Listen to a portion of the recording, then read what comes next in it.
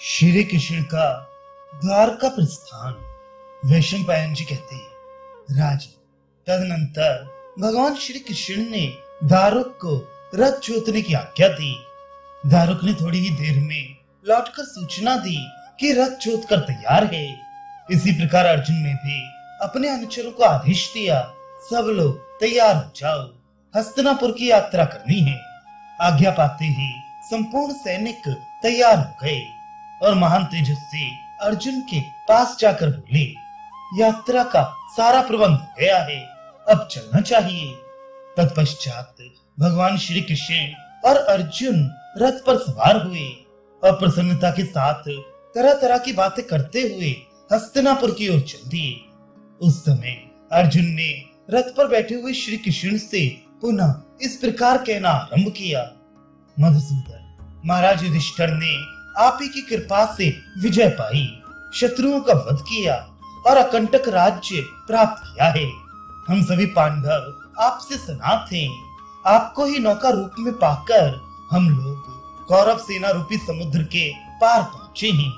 विश्वकर्मन, आप ही इस जगत के आत्मा और संसार में सबसे श्रेष्ठ हैं। मैं आपको उसी तरह जानता हूँ जिस तरह आप मुझे जानते हैं। भगवान, आपके ही तेज से सदा संपूर्ण भूतों की उत्पत्ति होती है। नाना प्रकार की लीलाएं आपका मनोविनोद है। आकाश और पृथ्वी आपकी माया है। आप ही में ये समस्त चराचर जगत प्रतिष्ठित है। अंडज, पिंडज, स्वेदज और उद्भिज, इन चार प्रकार के प्राणियों तथा पृथ्वी और आकाश को आप ही उत्पन्न करते हैं। निर्मल चांदनी में आपके ही हास्य की छटा का दर्शन होता है। ऋतुएं आपकी इंद्रियां और सदा प्रवाहित होने वाली वायु आपके प्राण हैं। आपका क्रोध ही सनातन मृत्यु के रूप में प्रकट है। आपकी प्रसन्नता में भगवती लक्ष्मी निवास करती हैं। महामते, आप में रति, तुष्टि, धृति, शांति, मति और कांति आदि गुणों का तथा चराचर प्राणियों का नित्य निवास माना गया है। प्रलय काल में आप ही मृत्यु के नाम से पुकारे जाते हैं। मैं सुदीर्घ काल तक आपके गुणों का वर्णन करता रहूं तो भी उनका पार नहीं पा सकता। कमल नयन, आप ही आत्मा और परमात्मा हैं। आपको मेरा नमस्कार है। अजय परमेश्वर, मैंने देवऋषि नारद, देवल, श्री कृष्ण द्वैपायन तथा पितामह भीष्म के मुख से आपके महात्म्य का ज्ञान प्राप्त किया है। सारा जगत आप में ही ओतप्रोत है। आप ही मनुष्यों के एकमात्र अधीश्वर हैं। जनार्दन, आपने मुझ पर कृपा करके जो ये उपदेश दिया है उसका मैं यथावत पालन करूंगा। हम लोगों का प्रिय करने के लिए आपने ये बड़ा अद्भुत कार्य किया कि धृतराष्ट्र के पुत्र महापापी दुर्योधन को युद्ध में मार डाला। कौरवों की सेना को आपने ही अपने तेज से भस्म कर दिया था, तभी मैं युद्ध में विजय प्राप्त कर सका हूँ। आप ही ने ऐसे ऐसे उपाय किए हैं जिनसे मेरे लिए विजय सुलभ हो गई है। दुर्योधन के साथ जब संग्राम छिड़ा था उस समय आप ही की बुद्धि और आप ही के दिए हुए पराक्रम से हम लोगों की जीत हुई थी। कर्ण, पापी जयद्रथ और भूरी शिवा के वध का ठीक ठीक उपाय आप ही ने बतलाया था। अतः देवकी नंदन, आपने प्रेमवश मुझे जो जो उपदेश दिया है वे सब मैं आचरण में लाऊंगा। इसमें मुझे कुछ विचार करने की आवश्यकता नहीं है। आप द्वारका जाना चाहते हैं तो जाइए, इसमें मेरी भी सम्मति है। धर्मात्मा राजा युधिष्ठिर के पास चलकर मैं भी उनसे आपको जाने की आज्ञा दिलाने का प्रयत्न करूंगा। अब शीघ्र ही आप मामा जी का दर्शन करेंगे और अजय वीर बलभद्र जी तथा अन्य वृषणिवंशी वीरों से मिल सकेंगे।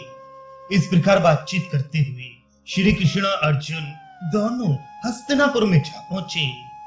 इनके नगर में प्रवेश करते ही वहां के नर नारी निहाल हो गए। फिर इंद्र भवन के समान शोभाशाली राजमहल में जाकर वे दोनों मित्र क्रमशः महाराज धृतराष्ट्र, अत्यंत बुद्धिमान विदुर जी, राजा युधिष्ठिर, दुर्धर्ष वीर भीमसेन माद्री नंदन, नकुल, सहदेव, धृतराष्ट्र की सेवा में लगे रहने वाले अपराजित वीर युधिष्ठिर, बुद्धिमती गांधारी, कुंती, द्रौपदी तथा सुभद्रा आदि भरत वंश की सभी स्त्रियों से मिले। सबसे पहले राजा धृतराष्ट्र के पास पहुंचकर महात्मा श्री कृष्ण और अर्जुन ने अपना नाम बताते हुए उनके दोनों चरणों का स्पर्श किया। उसके बाद गांधारी, कुंती, युधिष्ठिर और भीमसेन के पैर छुए। फिर विदुर जी से मिलकर कुशल मंगल पूछा। फिर उन सबके साथ कुछ देर तक वे वृद्ध राजा धृतराष्ट्र की सेवा में बैठे रहे। तदनंतर रात के समय बुद्धिमान राजा धृतराष्ट्र ने कौरवों और भगवान श्री कृष्ण को अपने अपने स्थान पर जाने की आज्ञा दी। राजा की आज्ञा पाकर सब अपने अपने महलों में लौट आए। महापराक्रमी भगवान श्री कृष्ण अर्जुन के साथ उन्हीं के महल में गए। वहां उनका विधिवत आदर सत्कार हुआ और वे इच्छानुसार भोजन आदि से निवृत्त होकर अर्जुन के साथ सो रहे। जब रात बीत गई तो प्रातः काल पूर्वाहन की क्रिया, संध्या वंदन आदि करके वे दोनों धर्मराज युधिष्ठिर के महल में गए, जहां वे अपने मंत्रियों के साथ रहते थे। उस सुंदर भवन में प्रवेश करके उन दोनों महात्माओं ने धर्मराज का दर्शन किया। उनके आगमन से महाराज युधिष्ठिर को बड़ी प्रसन्नता हुई। फिर उनके आज्ञा देने पर वे दोनों मित्र उत्तम आसनों पर विराजमान हुए। राजा युधिष्ठिर की बुद्धि बड़ी सूक्ष्म थी। उन्होंने देखते ही ताड़ लिया कि ये दोनों मुझसे कुछ कहना चाहते हैं। अतः वे इस प्रकार बोले, वीरवरों, मालूम होता है तुम लोग मुझसे कुछ कहना चाहते हो। जो भी कहना हो कहो, मैं वह सब शीघ्र ही पूर्ण करूंगा। तुम मन में कुछ अन्यथा विचार न करो। यह सुनकर बातचीत करने में परम चतुर अर्जुन ने धर्मराज के पास जाकर बड़े विनीत भाव से कहा, राज, महाप्रतापी भगवान श्री कृष्ण को यहाँ रहते बहुत दिन हो गए। अभी आपकी आज्ञा लेकर अपने पिताजी का दर्शन करना चाहते हैं। यदि आप स्वीकार करें और हर्ष पूर्वक आज्ञा दे दें, तभी ये द्वारकापुरी को जाएंगे।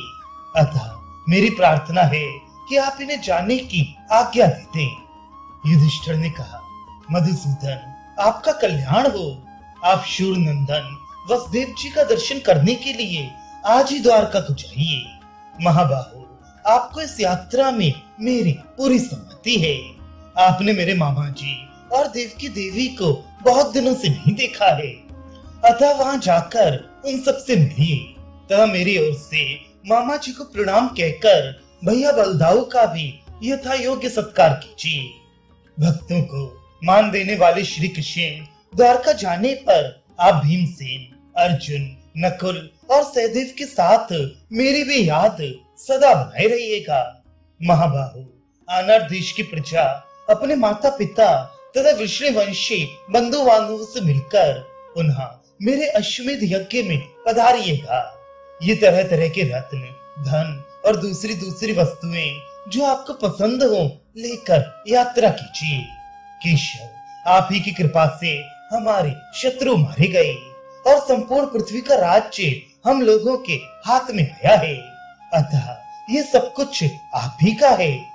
धर्मराज युधिष्ठिर के यूं कहने पर पुरुष श्रेष्ठ भगवान श्री कृष्ण ने कहा, महाबाहु, ये रत्न, धन और समूची पृथ्वी केवल आपकी है। यही नहीं, मेरे घर में भी जो कुछ धन वैभव है उसको भी आप अपना ही समझिए। उनके ऐसा कहने पर युधिष्ठिर ने जो आज्ञा कहकर उनके वचनों का आदर किया।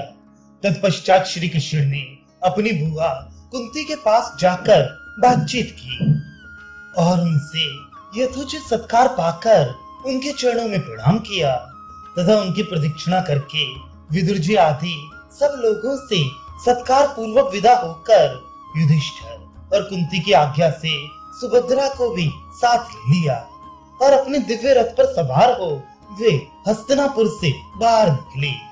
उस समय नगर के निवासी मनुष्य उन्हें सब ओर से घेरे हुए थे। कपिध्वज अर्जुन, सात्यकी, नकुल, सहदेव, अगाध बुद्धि वाले विदुर जी और गजराज के समान पराक्रमी भीमसेन, ये सब लोग भगवान श्री कृष्ण के पीछे पीछे उन्हें पहुंचाने के लिए कुछ दूर तक गए। तदनंतर श्री कृष्ण ने समस्त कौरवों और विदुर जी को लौटाकर दारुक तथा सात्यकी से कहा, अब घोड़ों को तेजी के साथ हाको।